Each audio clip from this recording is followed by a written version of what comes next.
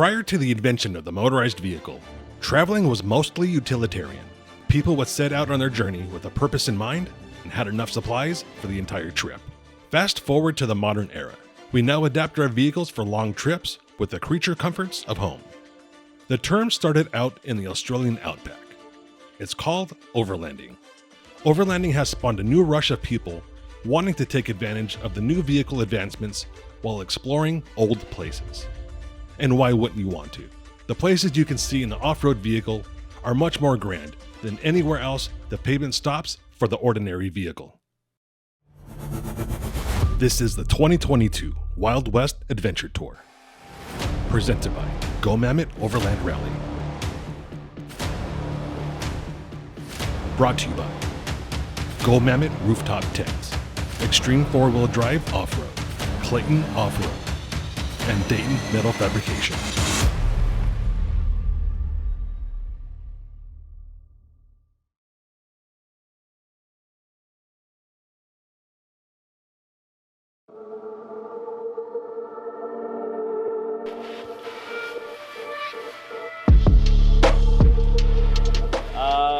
Well, truck got real dirty, so before we go ahead and make them dirty, I figured I'd get them clean. We are in Ouray, Colorado, just outside Ouray, where the 2022 Wild West Adventure Tour is now underway. Right now we're in a Chipeta Hotel in Colorado. We're going to be doing 9 days of adventure, a lot of nice trails. Everybody got nice rigs all around here, and everybody's getting ready to go. We brought people from the New York, some of them are from the West Coast, and we just wanted to share what we are sharing over here. We wanted to share that to the other peoples too. There's so many hidden spots out there that we wanted to take peoples out and wanted to share that. Historical trails and sites will be the main objective during this trip through Colorado, Utah, and Arizona. The group is mixed with experienced and new drivers.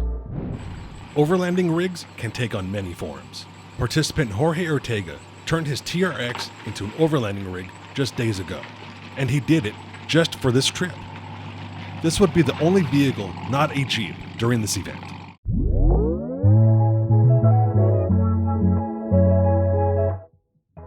When you're overlanding, you need the basics: food, water, and shelter. For us fat kids, packing all your treats is now easy with the advent of the portable fridge. We got mushroom pizza, we got the hot dogs, we're gonna do Hawaiian hot dogs, Colombian Hawaiian burgers, we got Peruvian fried rice, and shrimp tacos. That's my menu for 2 days. As participants wrap up the prep, Johan and Jay prep the raffle items and try to strategize an alternative plan because of recent news that one of the bridges on Imogen Pass has been washed out. Imogen Pass happens to be one of the trails planned for the group the following day.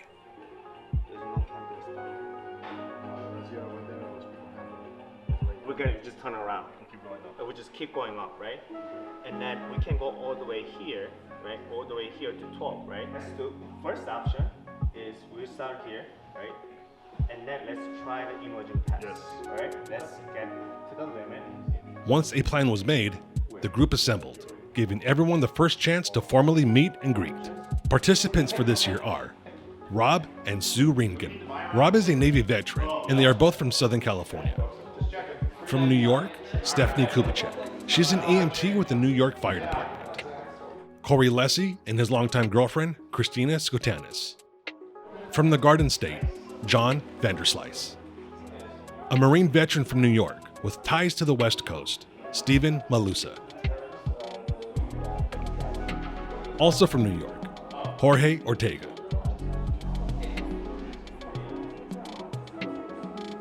And last but not least, a father and son duo from California, Michael and Devin Dean. And the two that make up Gomammut Overland Rally, Johan Cardenas, representing Gomammut Rooftop Tents, and he's also the spotter for this week. Jay Kwan, he's the co-founder of Gomammut Overland Rally and the navigator for this week's trip. It was now time for the group to receive their gift bags.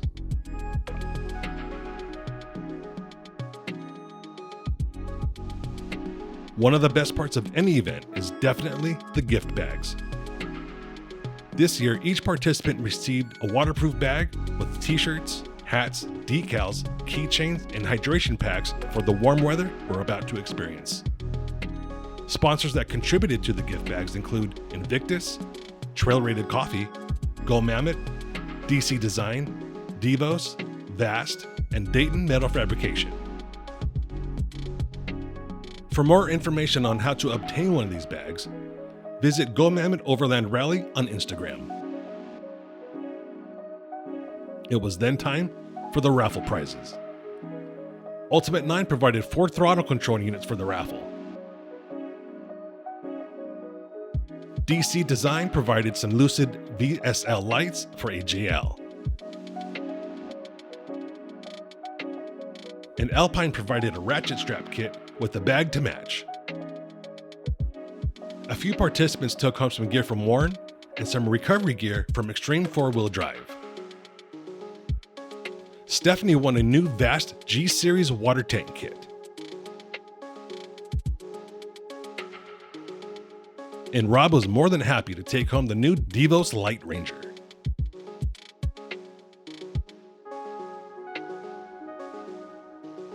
Tomorrow wheels turn and gas gets burned. Oh, we're good.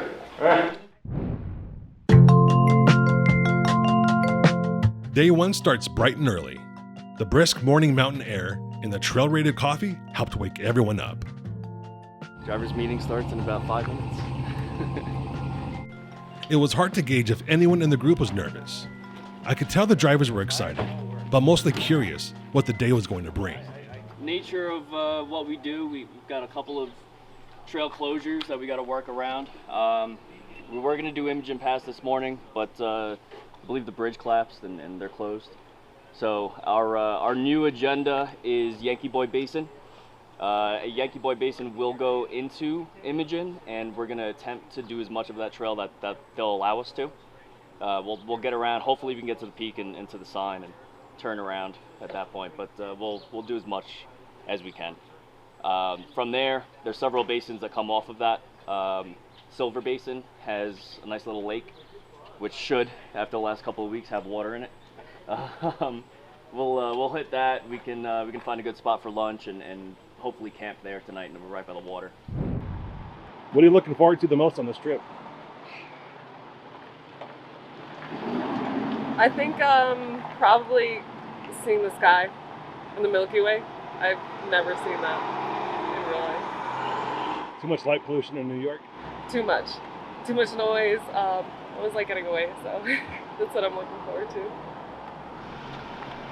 You ready for this? I am ready, I think. Totally excited. This trip's going to be awesome. What are you looking forward to the most? Probably Black Bear, honestly. I think everyone's kind of dreading that just because of the mental aspect of it, but I think it's going to be a lot of fun. Can't wait to see what her reaction's going to be. But I think it's going to be a lot of fun, and obviously making friends and a new group of people in New York to meet up with throughout the year. It'll be a lot of fun. Should be. Let's hope it's fun. I'll be scared holding on to that railing during Black Bear. Yeah, I'll ask you after Black Bear Pass if it was still fun. Absolutely. Yeah. You should do that. I just want people to come together as a family. So later on, everybody can still talking about this trip, this off-road adventure trip in 2022. That what happened in Colorado, especially today. I just want people to be really remember and continue talking about it.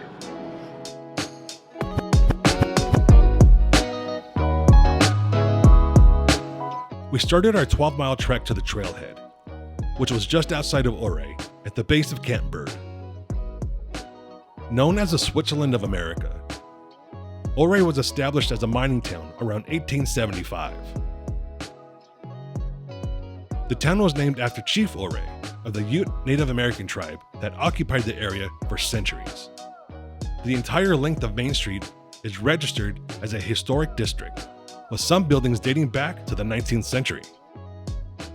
During that time, the street's width was designed to accommodate horse and wagons being able to turn around.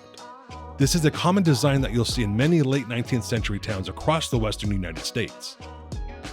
It feels kind of strange to say, but you can almost feel the history just being here.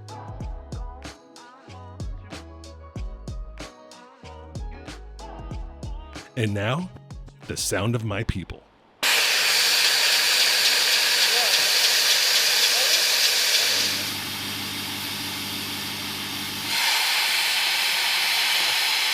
Airing down. It's a method used to gain a wider traction pad for your tires and helps cushion your ride, making the tires more pliable. As everyone was getting trail ready, we got some news that we did not want to hear.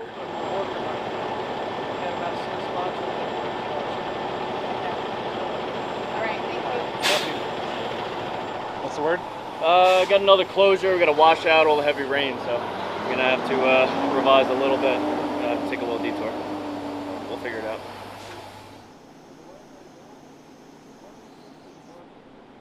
Okay, so what road we doing now? No, the plan. What was it? Yankee Boy. It's closed, right? Yeah, they are closed. And we're gonna check out the three basin also. You know, we're supposed to camp at the Glacier Lake. Okay. But we had everything planned out to run the trail today. We get here, we air down, everybody's ready, and we just found a trail closure. So we got to do plan B.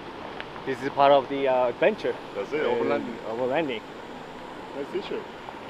We plan it. We gotta plan A, B, and C. Let's see what sticks.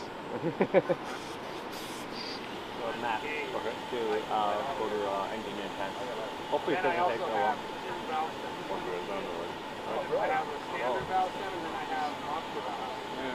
Let's do it. We had to take a slight detour. We will be climbing over Engineer Pass, a summit of 12,800 feet. To get there, we have to take a road I loathe, the $1 Million Highway. Why do I loathe it? Because there are no guardrails, and the drop-off is sheer. The $1 Million Highway was originally constructed as a toll road that connected Ouray to Silverton. There are some theories as to how the road got its name. One is, it cost $1 million to construct. Another is, the road sits on top of $1 million worth of minerals that can't be dug up. But my favorite theory is, the views are worth $1 million.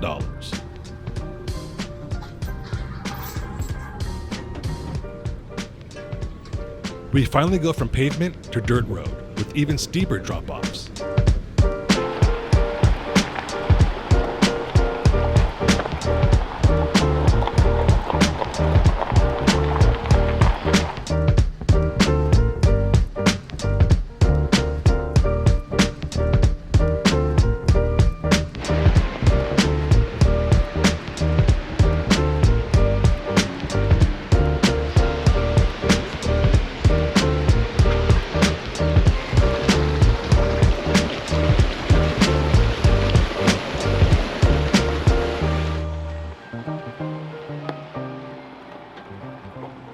Because of the remote places that were mined, remnants are left behind and ruins are fading memories of the hard work that built the West. It's so epic right now. Look at the scenery, man. Incredible. I love it, but it's just really nerve-wracking. Nerve-wracking? Some parts, yeah. Some part? Hey. A little sketchy. Great. We're doing awesome. All right. Great time.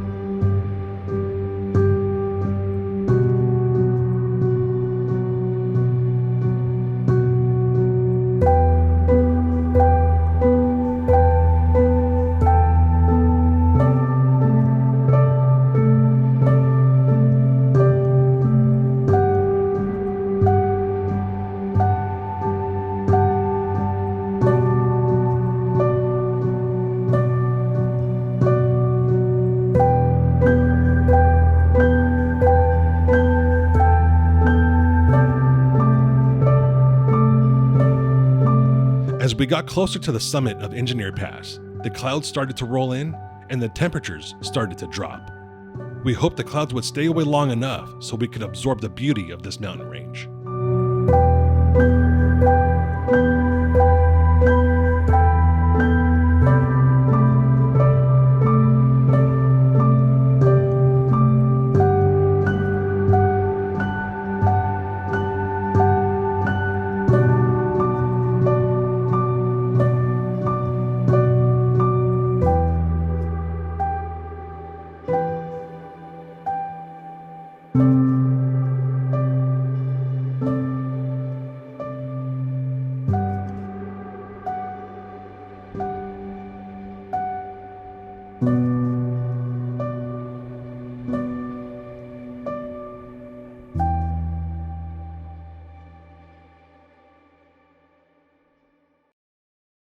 Not too bad, pretty smooth.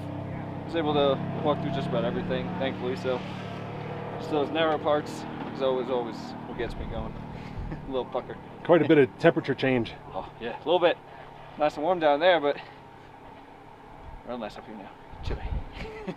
That was amazing. A little bit of everything. A little bit of like tree line, trails. Now it's like frozen tundra up here. It's awesome. Closer to the sign. The climb up, oh my gosh, I loved it. Like, it was so cool. There are little parts that were sketchy because my tires are all terrains, so they don't do well in clay. So, you know, there were a couple times where I felt like a little wiggle, and I was like, oh my gosh, I might fall. But no, it didn't. It was good. Climb up, I mean, every corner was a different color, different terrain, I felt like. Good balance for day one. It's, get your legs stretched and warm yourself up. A little bit of excitement, a lot of flat and just scenic route, and that's what we wanted today. So we're gonna be prepared for some gnarly stuff tomorrow. Chris Gaines from Trail Rated Coffee was the hero of the afternoon, providing hot and tasty coffee to the group. We are a local Denver coffee company. We're a family-owned business. We've been in business since 2021. We make everything in-house, so we actually source our beans in Central and South America. We bring them back to Colorado. We roast everything in-house. We send out fresh-made coffee. We also come out on events like this and do trail coffee on the trail. And we are just a small family business. We've been around, and we're a member of Tread Lightly. We give back to trails, and we come out and do trail cleanups and keep trails like this open. So that's mainly what we do. A little Trail Rated coffee. How do you like it? It feels pretty good when it's minus 20 up here, or 35, whatever it is. It's very tasty.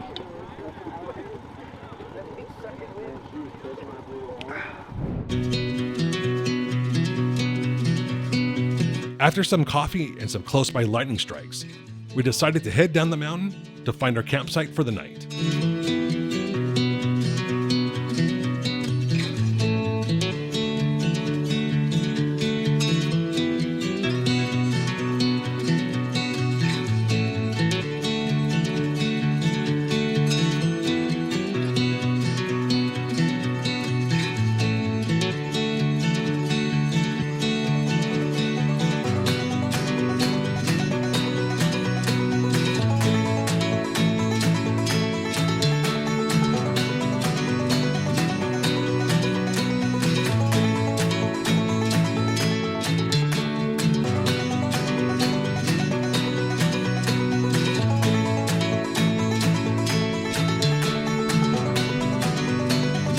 The trail down the backside of the mountain was pretty smooth, and the views were nothing short of awesome.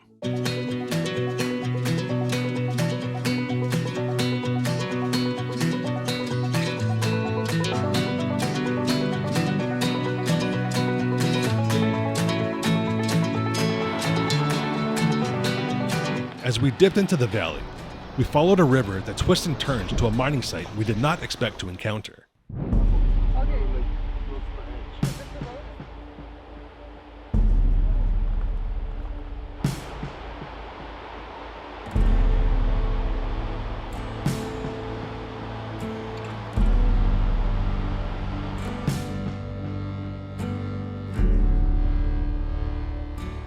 We don't got anything like this in New York. mean, the closest we got is the Presidential Mountain Range, Mount Washington, but nothing as historic and preserved as this. And it's just, I think it's really, really cool that, something that's been around for 100 years more, is still around. And I mean, even though it's in disrepair, it's still pretty intact, just makes me think like all the people who actually lived out here were working, how hard life must have been, but how serene it would be, at the same time. I'd probably live out here. It'd be rough, but I mean, that's the trade-off for all of this splendor. I'm tired of living in the city, and this is just a reminder for me to get into nature more and to separate myself from stress and the day-to-day living, and all the nonsense that we deal with, kind of puts things in perspective as well. There's so much stress. What am I stressing? I don't make enough money. Oh wait, I make enough money to come out here. Oh, I wish I had a bigger apartment. It's just nonsense. This just makes me realize that my problems are nothing. And it's really nice to get that perspective. Even when we're gone, this is all still going to be here. So why should I stress?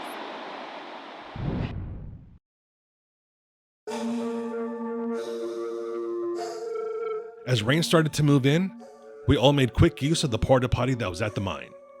Then we loaded up and made the short drive from the mine to the campsite for the night. Once we got to the campsite, setup began.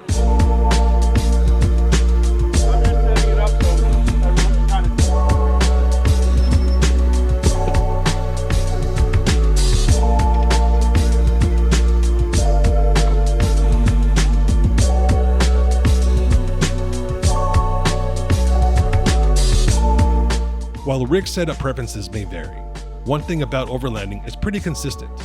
A good tent by Gomammut, a proper privacy tent, a toilet, and a stove for cooking your meals. Corey designed his own slide out and barely got it installed in time for the trip. We started off going to Shenandoah and Great Smoky Mountains, and we hated the setup, the breakdown. We got to camp late, and we just never was able to enjoy the camping aspect of it because we're always setting up, breaking down. So the idea was to do a kitchen. This trip came along and escalated that to having it done for the trip, and I finished it probably 6 hours before we left. It took about 2.5 weeks after it was fully designed and thought out and bought everything, and everything was just sitting in my living room waiting to get installed, driving the girlfriend nuts because couldn't walk anywhere. And yeah, we just kept on going. We pushed work until about 2 in the morning every single day for about 2.5 weeks after working at work for the full 8 hours. The design-wise was kind of built around making sure we can go 5 days off-grid without having to come back for supplies, for anything. So it all got built around the Dometic CFX 75. That is now pushed all the way back, so I don't have to worry about the weight over the axle in the back. That whole platform also comes out, and I got 22 gallons of water stored underneath. And so far, this is second time cooking on it. Made chili the first time, and making some rice and some sort of protein. I haven't decided yet. Just know we need some rice. And yeah, so we wash the dishes, cook. I still have my scuttle if I need to do anything like a little bit more like bulk-wise, but this is 2-burner stove and a sink, and some water is perfect for 2. It's great.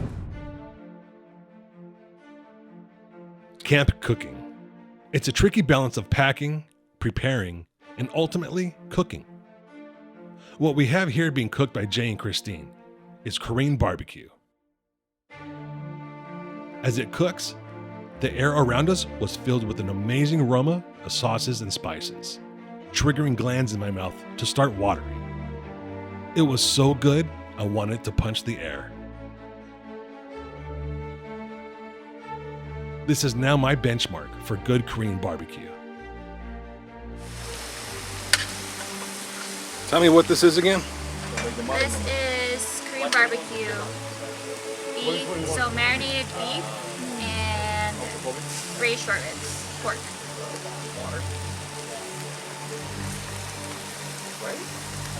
Can't tell us how you eat.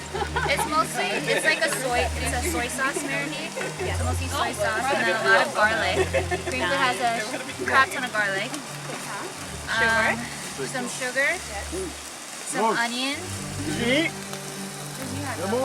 So that's for the beef. And then for the pork ribs, I use a combination of like soy sauce and also gochujang, which is like a Korean red pepper paste. Yes. So it's a little bit spicy. Basically just made like a barbecue sauce out of the pork. And I braised it for like 3 hours. So this is just kind of like heating it up.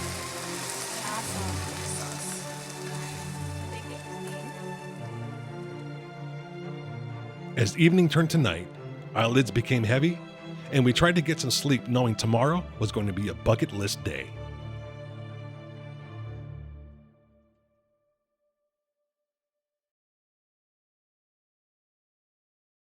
On the next Wild West Adventure Tour.